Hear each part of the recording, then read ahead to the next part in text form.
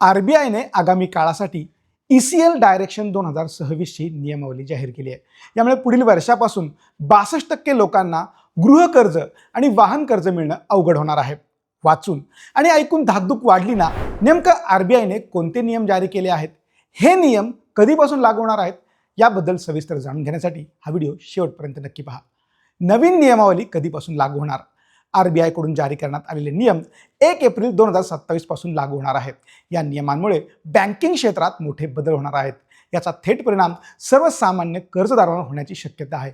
विशेषतः कमी CIBIL score असलेल्या ग्राहकांना गृह, वाहन किंवा शिक्षण कर्ज मिळणे आता कठीण होण्याची शक्यता व्यक्त केली जात आहे।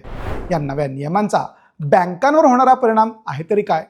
नव्या नियमांनुसार जर एखाद्या कर्जदाराने कर्जाचे 2 हप्ते चुकवले तर बँकेला त्या हप्त्याच्या तब्बल 12 पट रक्कम प्रोव्हिजन म्हणून काढून ठेवावी लागणार आहे।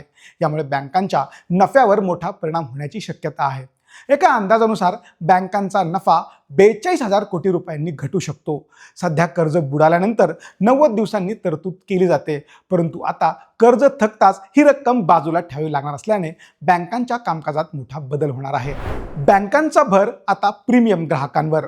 आरबीआयच्या नव्या नियमांमुळे बँका कर्ज देताना आता अधिक सावध पवित्रा घेणार आहेत। देशातील तब्बल 62% कर्जदारांचा सिबिल स्कोअर 730 पेक्षा कमी आहे। त्यामुळे अशा ग्राहकांना कर्ज देताना बँकांकडून अधिक व्याजदर आकारला जाण्याची शक्यता आहे किंवा अधिक तारण मागण्याची शक्यता आहे। या उलट ज्यांचा सिबिल स्कोअर 730 पेक्षा जास्त आहे, अशा ग्राहकांनाच बँकांकडून प्राधान्य आणि आकर्षक व्याजदर दिले जाण्याची शक्यता आहे। नेमकं असं काय होणार आहे?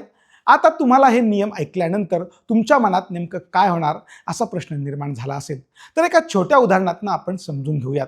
समजा एखाद्या व्यक्तीचा 25 लाखांचा गृहकर्जाचा 1 महिन्याचा हप्ता थकल्यास बँकांना सध्या 10,000 रुपये बाजूला ठेवावे लागतात।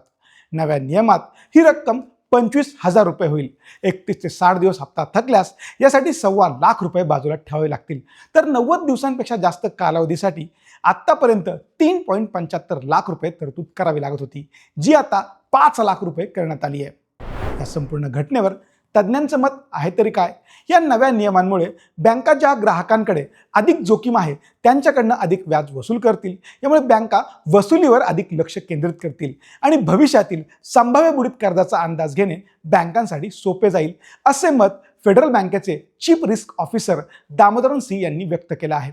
एकूणच काय तर कर्जदारांचे पेमेंट रेकॉर्ड, सिबिल स्कोअरमधील बदल, उत्पन्नाची स्थिरता आणि नोकरीची शाश्वती या गोष्टी आता कर्ज वितरणात निर्णायक ठरणार आहेत। त्यामुळे कर्ज घेण्यापूर्वी आर्थिक शिस्त पाळणे आता अधिक महत्त्वाचे ठरणार आहे।